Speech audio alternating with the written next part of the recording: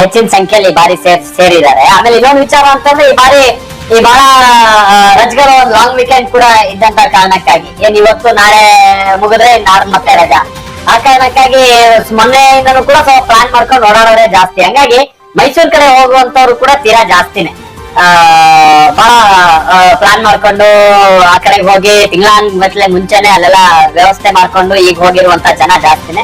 ಹಿಂಗಾಗಿನೇ ಈ ಬಾರಿ ಲಕ್ಷಾಂತರ ಮಂದಿ ಈ ಕಾರ್ಯಕ್ರಮದಲ್ಲಿ ಭಾಗಿಯಾಗ್ತಾ ಇದ್ದಾರೆ ಜಂಬೂ ಸವಾರಿಯ ಈ ಒಂದು ಉತ್ಸವದಲ್ಲಿ. ಆದ್ರೆ ಇನ್ನೊಂದು ವಿಚಾರ ಅಂದ್ರೆ ಈ ಇತಿಹಾಸದಲ್ಲಿ ಬಹಳ ಇತಿಹಾಸಕಾರರೆಲ್ಲ ಭಾರತಕ್ಕೆ ಬಂದಿದ್ದು, ಕರ್ನಾಟಕಕ್ಕೆ ಬಂದಿದ್ದು ಬಹಳಷ್ಟು ವಿಚಾರ ಉಲ್ಲೇಖ ಮಾಡಿದ್ದಾರೆ. ಈ ಜಂಬೂ ಸವಾರಿ ವಿಚಾರ ಹಿಂದೆಲ್ಲ ಉಲ್ಲೇಖ ಆಗಿರುವಂತದ್ದು ಹೇಗಿದೆ, ಸೇರ್ತಾ ಇದ್ದಂತ ಜನಸಂದಣಿ, ಮಹಾರಾಜರು ಇದಕ್ಕೆ ಕೊಡ್ತಾ ಇದ್ದಂತ ಗಮನ, ವಿದೇಶಗಳಲ್ಲೂ ಕೂಡ ಆಗಿನ ಕಾಲದಲ್ಲೇ ಹೇಗೆ ಇದೊಂದು ಉಲ್ಲೇಖ ಆಗಿತ್ತು ಏನಾರು ಇದೆ?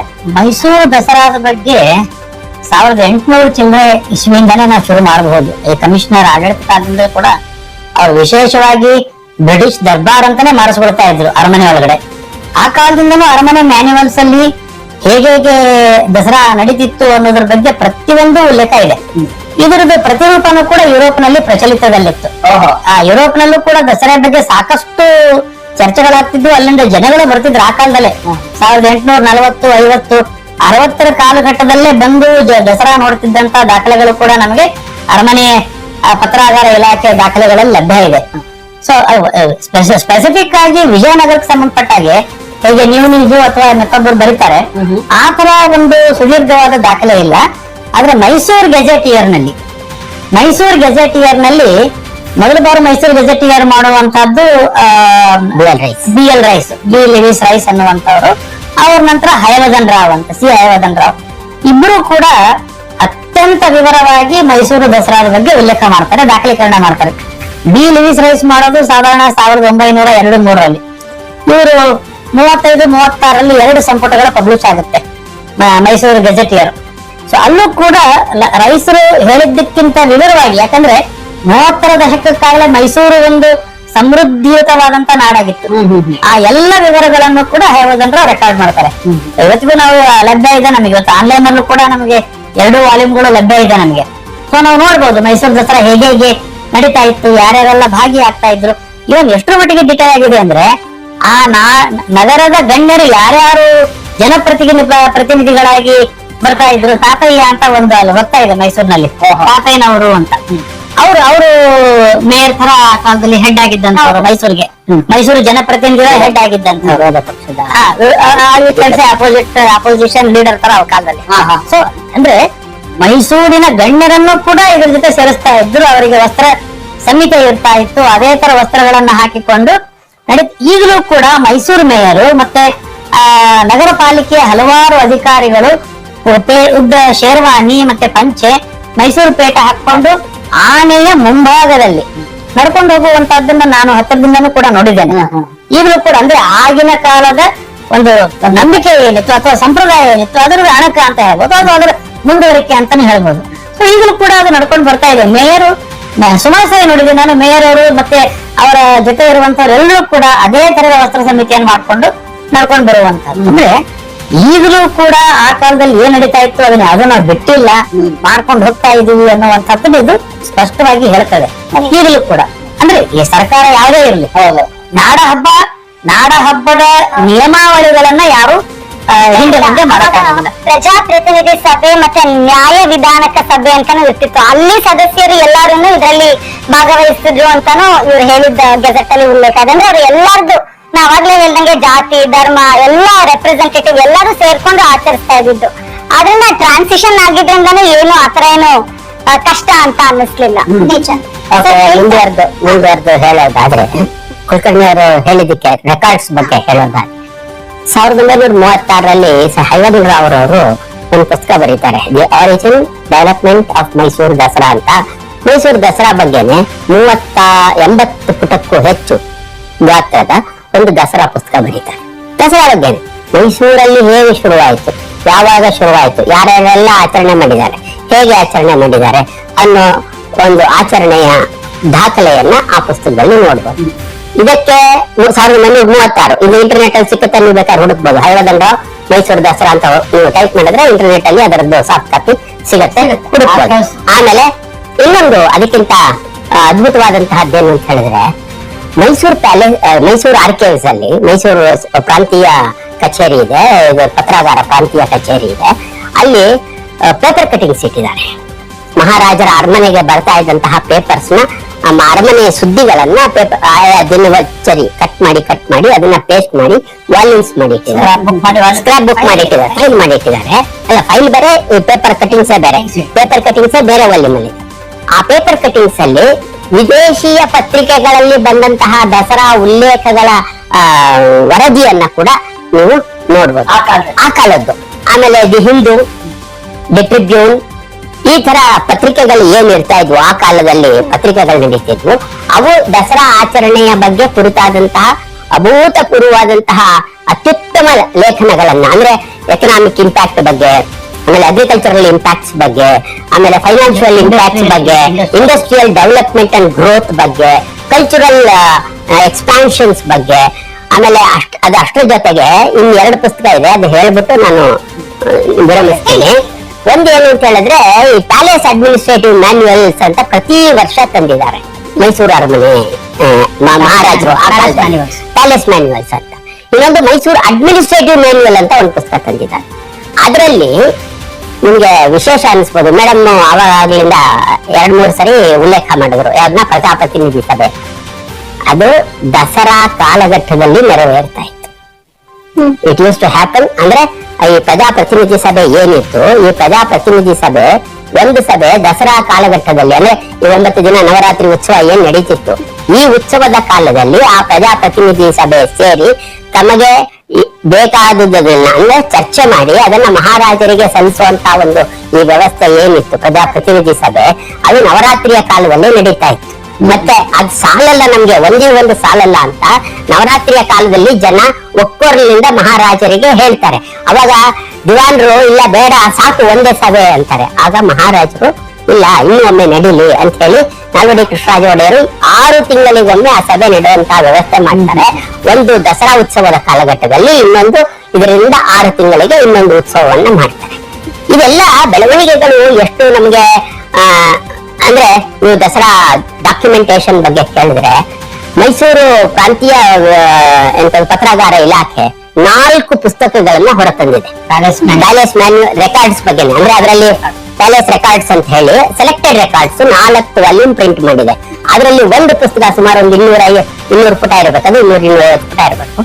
ಅಷ್ಟು ಸುದೀರ್ಘವಾದ ಇತಿಹಾಸವನ್ನ ಕೊಡುವಂತಹ ದಸರಾದ ಮೂಲ ದಾಖಲೆಗಳನ್ನ ಮಾತ್ರ ಪುನರ್ಮುದ್ರಣ ಮಾಡಿದೆ.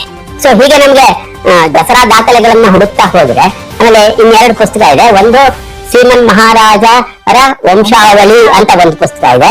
ಇನ್ನೊಂದು ಶ್ರೀಮನ್ ಮಹಾರಾಜ ಚಾಮರಾಜೇಂದ್ರ ಒಡೆಯರವರ ವಂಶರತ್ನಾಕರ ಅಂತ 1897ರಲ್ಲಿ ಪ್ರಿಂಟ್ ಆಗಿರೋದು, 97 ಅಂತ ಕಾಣುತ್ತೆ, ಪ್ರಿಂಟ್ ಆಗಿರುವಂತಹದ್ದು ವಂಶರತ್ನಾಕರ ಅಂತ ಒಂದು ಪುಸ್ತಕ ಇದೆ. ಅದರಲ್ಲಿ ಪ್ರತಿ ಅರಸರ ಕಾಲಘಟ್ಟದಲ್ಲಿ ರಾಜ ಒಡೆಯರಿಂದ ಪ್ರಾರಂಭ ಮಾಡಿ ಮುಮ್ಮಡಿ ಕೃಷ್ಣರಾಜ ಒಡೆಯರ ಕಾಲಘಟ್ಟದವರೆಗೆ ಯಾವೆಲ್ಲ ರಾಜರುಗಳು ಆಳ್ವಿಕೆ ಮಾಡಿದಾರೋ ಆ ರಾಜರುಗಳ ಕಾಲಘಟ್ಟದಲ್ಲಿ 9 ದಿನಗಳ ನವರಾತ್ರಿಯ ಪ್ರಯೋಗ ಏನಾಗಿದೆ ಅದಷ್ಟನ್ನು ಅತ್ಯಂತ ಸುಂದರವಾಗಿ ಚಿತ್ರಿಸಿದ್ದಾರೆ. ನೀವು ಹೇಳ್ತಾ ಇದ್ರೆ ಸಮೃದ್ಧವಾಗಿತ್ತು ನಾಡು ಅಂತ, ಹಾಗೆ ಶ್ರೀಮಂತ ಸಾಹಿತ್ಯ. ಇದರಲ್ಲಿ ಅಂಬಾರಿಗೆ 9 kg ಚಿನ್ನವನ್ನ ಆ ಕಾಲದಲ್ಲಿ ಬಳಕೆ ಮಾಡಿದ್ರು ಅಂತ ಹೇಳಿದ್ರೆ ಎಷ್ಟು ಸಮೃದ್ಧವಾಗಿದೆ ಅನ್ನೋದಕ್ಕೊಂದು ಉದಾಹರಣೆ. ಯಾವಾಗಲೂ ಸಮೃದ್ಧವಾಗಿದ್ದಾಗಲೇ ಅತ್ಯುತ್ತಮವಾದಂತಹದ್ದು ಬರ್ಲಿಕ್ಕೆ ಸಾಧ್ಯ ಆಗೋದು. ಖಂಡಿತ. ಈಗ ನಾವು ಪೀಸ್ಫುಲ್ ಆಗಿದ್ರೆ ತಾನೇ ಕ್ರಿಯೇಟಿವ್ ಐಡಿಯಾಗಳು ಬರೋದು. Peace and prosperity will lead you to for growth. No war will lead you to growth. ಮತ್ತೆ ಇನ್ನೂ ಒಂದು ಯೋಚನೆ ಮಾಡ್ಬೇಕು ನಾವು, ಇದ್ರದ್ದೆಲ್ಲ ಅದು ಒಂಥರ ಶಕ್ತಿ ಪ್ರದರ್ಶನ ಹೌದು ಇದು. ಅಂದ್ರೆ ಸಾಮಂತ ರಾಜರು ದೊರೆಗಳು ಎಲ್ಲಾರನ್ನೂ ಅವರು ಆಹ್ವಾನ ಕೊಟ್ಟು ಇಲ್ಲಿ ಕರೀತಾ ಇದ್ರು. ಇವ್ರ ಹತ್ರ ಇರೋ ಅಶ್ವದಳ ಇರ್ಬೋದು, ಆನೆ ದಳ ಇರ್ಬೋದು, ಎಲ್ಲದರದ್ದು ಒಂದು ಅವ್ರಿಗೊಂದು ಶಕ್ತಿಯ ಒಂದು ಪ್ರದರ್ಶನ ಆದಂಗೂ ಆಗ್ತಾ ಇತ್ತು. ಆದ್ರಿಂದ ಇದೊಂಥರ ವಿಶೇಷವಾದ ಆಚರಣೆ. ಮತ್ತೆ ಎಲ್ಲಾರ್ನು ಎಲ್ಲರಿಗೂ ಇಲ್ಲೊಂದು ಪಾತ್ರ ಇದೆ ಅಂತ ಅನ್ಸುತ್ತೆ. ಈಗ ಶಕ್ತಿ ಪ್ರದರ್ಶನ ಅಂದ್ರೆ 1 ವಾರ ಆಗಿನೇ ನೋಡ್ಬೇಕು ಏನ್ ಇದೆ ಅಂತ. ಈಗ ನಾವು ಗಣರಾಜ್ಯೋತ್ಸವ ಸಂದರ್ಭದಲ್ಲಿ ಹೇಗೆ ನೋಡ್ತೀವ, ಆಗಿನ ಕಾಲದಲ್ಲಿ ಸಂಸ್ಥಾನದಲ್ಲಿ ವಿಧಾನ ಅಂತಾರೆ. ಇದು ಚದುರಂಗ ಬಲ, ಚದುರಂಗ ಬಲದ ಇದನ್ನ ನಾವು ಪ್ರೊಸೆಷನ್ ನೋಡ್ತಾ ಇದ್ವಿ. ಚದುರಂಗ ಬಲದಲ್ಲಿ ಪಾದಾತಿ ದಳ, ಅಶ್ವದಳ, ಗಜದಳ, ರಥದಳ. 4 ದಳಗಳು ಹೋಗ್ತಾ ಇದ್ವು. ಯಾವಾಗ್ಲೂ ಏನಾಗುತ್ತೆ, ಒಂದು ಜನಸಾಮಾನ್ಯರಿಗೆ ನಂಬಿಕೆ ಏನು ಅಂದ್ರೆ, ನಮ್ಮ ಸೈನ್ಯ ಶಕ್ತಿ ಗಟ್ಟಿಮುಟ್ಟಾಗಿದೆ ಅಂದ್ರೆ ನಾವು ನೆಮ್ಮದಿಯಾಗಿರ್ತೀವಿ. ಹೌದಾ? ಆದ್ರೆ ಜನಗಳಿಗೂ ಅದು ನೋಡೋದ್ರಿಂದ ನೋಡಿ ಪರವಾಗಿಲ್ಲಪ್ಪ, ನಮ್ ರಾಜನ ಹತ್ರ ಎಲ್ಲ ಇದೆ, ನಿಮ್ಗೇನಾದ್ರೂ ಆದ್ರೆ ನಮ್ಮನ್ನ ಕಾಪಾಡ್ಬಿಡ್ತಾನೆ ಅನ್ನುವಂತ ಒಂದು ನಂಬಿಕೆ ರಾಜನ ಮೇಲೆ. ಈಗಲೂ ಕೂಡ ನಾವು ಹಾಗೆ ಅಲ್ಲ, ನಮ್ಮ ಸೈನ್ಯ ಚೆನ್ನಾಗಿದ್ದಕ್ಕೆ ನಾವು ಇವತ್ತು ಸುರಕ್ಷಿತವಾಗಿ ಇದ್ದೇವೆ. ಇಲ್ಲಾಂದ್ರೆ ಯಾವ್ದೋ ಕಾಲದಲ್ಲಿ ನಮ್ಮನ್ನು ಹೊಡೆದು ಹಾಕ್ಬಿಡೋರು. ಆ ತರದ ಒಂದು ಪರಿಸ್ಥಿತಿ ನಾವು ಭಾರತನ ಬಂದಿದೆ. ಬೇರೆ ಬೇರೆ ದೇಶಗಳು ಇವತ್ತು ನೋಡ್ತಾ ಇದ್ದೀವಿ ನಾವು, ಬೇರೆ ಬೇರೆ ದೇಶದಲ್ಲಿ ಆಗ್ತಿರ್ತಕ್ಕಂತ ಸನ್ನಿವೇಶಗಳನ್ನ ನಾವು. ಹಾಗಾಗಿ ಮೈಸೂರು ಯಾವತ್ತಿಗೂ ಹೆಚ್ಚಿನ ಯುದ್ಧಗಳನ್ನ ಮಾಡ್ಲಿಲ್ಲ. ಚಿಕ್ಕದೇವರಾಜ ಒಡೆಯರ ಕಾಲದವರೆಗೆ ಮೇಜರ್ ಯುದ್ಧಗಳು ಏನಾದ್ರು ಅಷ್ಟೇ. ಆ ನಂತರ ಹೈದರ್ ಮತ್ತೆ ಟಿಪ್ಪು ಕಾಲದಲ್ಲಿ ಒಂದಷ್ಟು ಯುದ್ಧಗಳು, ಆ ನಂತರ ಹೆಚ್ಚಿನ ಯುದ್ಧಗಳಾಗ್ಲಿಲ್ಲ. ಆಗಲಿಲ್ಲ. ಅತ್ಯಂತ ಸುಭಿಕ್ಷವಾಗಿ ಎಲ್ಲರನ್ನು ಒಟ್ಟಿಗೆ ಕರೆದುಕೊಂಡು ಹೋಗುವಂತಹ ನಾಡಾಗಿ ಮೈಸೂರು ಬೆಳೀತು. ಹಾಗಾಗಿ ಮೈಸೂರು ಯಾಕೆ ಎಲ್ಲ ಅಮೂಲಾಗ್ರವಾಗಿ ಸಂಪದ್ಭರಿತ ಆಗ್ಲಿಕ್ಕೆ ಕಾರಣ ಆಯ್ತು ಅಂತಂದ್ರೆ ಇದೇ ಮಿಕ್ಕ ವ್ಯಾಪ್ತಿ ಚಿಕ್ಕದಿದ್ರು ಕೂಡ ವ್ಯಾಪ್ತಿ ತುಂಬಾ ಚಿಕ್ಕದಾಗಿ ಏನಿರ್ಲಿಲ್ಲ. ಕೋಲಾರದಿಂದ ಹಿಡಿದು ಶಿವಮೊಗ್ಗದ ಮಧ್ಯ ಕರ್ನಾಟಕ ಭಾಗ ಇನ್ಕ್ಲೂಡಿಂಗ್ ಬಳ್ಳಾರಿ. ಎಷ್ಟು ಮಟ್ಟಕ್ಕೆ ಅಂದ್ರೆ ಕುಲಕರ್ಣಿ ಅವ್ರು ಹೇಳಿದಕ್ಕೊಂದು ಸಪೋರ್ಟಿವ್ ಆಗಿ ಮೈಸೂರು ಸಂಸ್ಥಾನ 1799 ನಂತರ ಕೂಡ ಭಾರತದಲ್ಲಿ ಬ್ರಿಟಿಷ್ ರಾಜ್ಯದ ಕೆಳಗಡೆ ಇದ್ದಂತಹ ಎಲ್ಲ ಸಂಸ್ಥಾನಗಳಲ್ಲಿ ಅತ್ಯಂತ ದೊಡ್ಡ ಸಂಸ್ಥಾನ ಮತ್ತು ಅತ್ಯಂತ ಸಂಪದ್ಭರಿತವಾದಂತಹ ಸಂಸ್ಥಾನ ಆಗಿದೆ. ಎಲ್ಲಾ ರೀತಿಯಲ್ಲಿ ಸಾಂಸ್ಕೃತಿಕವಾಗಿ, ಆರ್ಥಿಕವಾಗಿ, ಕೈಗಾರಿಕಾ 2 ಯುದ್ಧಗಳನ್ನ ಸಾಲ ಮಾಡದೆ ತನ್ನ ಸ್ವಂತ ಕಾಲ ಮೇಲೆ ನಿಂತು ಸಾಧಿಸಿದಂತಹ ಮೈಸೂರು ಸಂಸ್ಥಾನ ಯಾವುದು? ಮೊದಲನೇ ಮಹಾಯುದ್ಧ ಮತ್ತು 2ನೇ ಮಹಾಯುದ್ಧ, 2ರ ಕಾಲಘಟ್ಟದಲ್ಲೂ ಸಾಲ ಮಾಡದೆ ತನ್ನ ಆರ್ಥಿಕ ಬೆಂಬಲದೊಂದಿಗೆ ಬೆಳೆದು ಬಂದಂತಹ ಸಂಸ್ಥಾನ ಯಾವ್ದಾದ್ರೂ ಭಾರತದಲ್ಲಿ ಇದ್ರೆ ಅದು ಕೇವಲ ಮೈಸೂರು ಸಂಸ್ಥಾನ ಮಾತ್ರ. ಬರೀ ಮೈಸೂರಿಗಷ್ಟೇ ಅಲ್ಲ ಸೀಮಿತವಾಗಿ, ನಾಲ್ವಡಿ ಕೃಷ್ಣರಾಜ ಒಡೆಯರು ಇನ್ನು ಅದ್ಭುತವಾದಂತ ವಿಚಾರ ಇದು. ವಾರಣಾಸಿಯಲ್ಲಿ ಇರುವಂತಹ ಬನಾರಸ್ ಹಿಂದೂ ಯೂನಿವರ್ಸಿಟಿ ಅಂತ ಏನ್ ಹೇಳ್ತೀವಿ, ಅದನ್ನ ಕಟ್ಟುವಂತ ಸಂದರ್ಭದೊಳಗೆ ಇವರು ಮೊದಲನೇ ಈಡುಗಂಟು ಕೊಡೋದು ನಾಲ್ವಡಿ. ಇವತ್ತಿಗೂ ಮದನ್ ಮೋಹನ್ ಮಾಳವೀಯ ಅವರು ನಾನು ಒಂದು ಯೂನಿವರ್ಸಿಟಿ ಮಾಡ್ತೀನಿ ಅಂತ ಎಲ್ಲ ರಾಜರನ್ನ ಕೇಳ್ಕೊಂಡಾಗ ದೊಡ್ಡ ಈಡುಗಂಟು ಕೊಟ್ಟಂತವ್ರು ಅವರು ಮೊದಲನೆಯ ಚಾನ್ಸಲರ್ ಕೂಡ ನಾಲ್ವಡಿ ಕೃಷ್ಣರಾಜ ಒಡೆಯರ್. ಅಲ್ಲಿಗೆ ಎಲ್ಲಿ ವಾರಣಾಸಿ, ಎಲ್ಲಿ ಮೈಸೂರು, ಇವತ್ತಿಗೂ ಕೂಡ ಮೈಸೂರು ಘಾಟ್ ಅಂತ ಒಂದು ಜಾಗ ಇದೆ. ಅವರ ನೆನಪಿಗೋಸ್ಕರವಾಗಿ ಒಂದು ಘಟ್ಟವನ್ನ ಮಾಡಿರುವಂತಹದ್ದು. ಇವತ್ತಿಗೂ ಅಲ್ಲಿನ ಯೂನಿವರ್ಸಿಟಿ ಡೇ ಅಂತ ಏನ್ ಹೇಳ್ತೀವಿ, ಆ ಸಂದರ್ಭದಲ್ಲಿ ನಾಲ್ವಡಿ ಅವ್ರನ್ನ ಸ್ಮರಿಸ್ತಾರೆ. ನಾನು ಹಲವಾರು ಸರಿ ಹೋಗಿದ್ದೀನಿ ಆ ಯೂನಿವರ್ಸಿಟಿಗೆ, ಬೇರೆ ಬೇರೆ ಸಂದರ್ಭದಲ್ಲಿ ಉಪನ್ಯಾಸಕ್ಕೆ ಇತ್ಯಾದಿ. ಈಗಲೂ ಕೂಡ ಅಲ್ಲಿ ನಾಲ್ವಡಿ ಅವ್ರನ್ನ ಯೂನಿವರ್ಸಿಟಿ ಸ್ಥಾಪನಾ ದಿನದಂದು ಡೆಫಿನೆಟ್ಲಿ ನೆನೆಸ್ತಾರೆ. ಆಗಿನ ಕಾಲಕ್ಕೆ ಒಂದು ವರ್ಷಕ್ಕೆ ಹಿಂಗಿರ್ಬೇಕು ಈ ನಾಡ ಹಬ್ಬ ಅನ್ನೋ ಪರಿಕಲ್ಪನೆನೇ ನಾವು ನೋಡ್ತೀವಿ ಅಂತ ಅಂದ್ರೂ ಈ ದಸರಾ ಹಬ್ಬಕ್ಕೆ ಒಂದು ಉದ್ದೇಶ ಇದೆ. ಉದ್ದೇಶ ಅಂದ್ರೆ ನಾವೆಲ್ಲ ಇಲ್ಲಿ ಮಾತಾಡ್ದಂಗೆ ದುಷ್ಟ ಶಿಕ್ಷಣ, ಶಿಷ್ಟ ರಕ್ಷಣಾ ಇರ್ಬೋದು. ಮತ್ತೆ ಇದಕ್ಕೆಲ್ಲ ಒಂದು ಮಾರ್ಗಸೂಚಕ ಇದೆ. ಎಲ್ಲಾ ಕಡೆ ದಾಖಲಾಗ್ದಿರಂಗೆ ಹಿಂಗೆ ಈ ತರಾನೇ ಒಂದು ಮಾಡ್ಬೇಕು, ಈ ತರಾನೇ ಇದನ್ನ ಆಚರಣೆ ಮಾಡ್ಬೇಕು, ಈ ಹೂವನ್ನೇ ಈ ತರ ಹಾಕ್ಬೇಕು, ಸಿಂಹಾಸನ ಈ ತರಾನೇ ಕಟ್ಬೇಕು, ಎಲ್ಲದಕ್ಕೂ ಒಂದು ಮಾರ್ಗಸೂಚನೆ ಇದೆ. ಎಲ್ಲ ಈ ತರ ಒಂದು ಪರಂಪರೆ, ಸಂಸ್ಕೃತಿ, ಧರ್ಮ ಮತ್ತೆ ಜನಗಳನ್ನು ಎಲ್ಲ ಒಗ್ಗೂಡಿಸಿ ಎಲ್ಲರೂ ಬಂದು ಒಂದು ಉತ್ಸಾಹದಿಂದ ಪಾಲ್ಗೊಳ್ಳೋ ಒಂದು ಹಬ್ಬ ಅಂದ್ರೆ ಇದೇನೆ. ನಾವು ಇಲ್ಲಿಂದ ನೋಡಿ ಎಷ್ಟು ಎಂಜಾಯ್ ಮಾಡಿದ್ವಿ.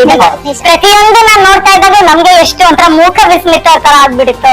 ಈ ತರ ಒಂದು ಎಲ್ಲೂ ಸಿಗಲ್ಲ ಅಂತ ನನ್ಗೆ ಅನ್ಸುತ್ತೆ. ಖಂಡಿತ ನೋಡ್ಬೋದು, ಜನ ಕೂಡ ಅಷ್ಟೇ ಸಾಗರದ ರೀತಿಯಾಗಿ ಸೇರಿದ್ದಾರೆ.